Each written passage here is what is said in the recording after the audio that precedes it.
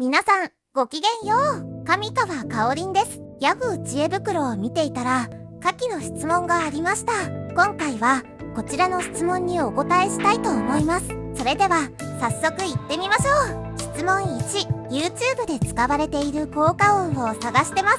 ちょっとおかしなコメントをしてしまった時などによく使われているティーンという高めの効果音は、何という効果音なのか、わかる方いたら教えてください。編集アプリの VLOL にあればありがたいのですが、効果音のダウンロードなどでも良いです。よろしくお願いします。2022年4月21日ということなんですが、効果音自体についてはフリーのサイト、効果音ラボ https サウンドエフェクトラボ .info やアプリ、効果音などから拾うのが一番いいかと思います。ただし、ここでちょっと注意してほしいのが、ダウンロードした効果音のファイルが、普通 iPhone 内のダウンロードというフォルダに保存されるということです。決してカメラロールには保存されません。また後でカメラロールに保存しようとしても、iPhone の場合、細工されており、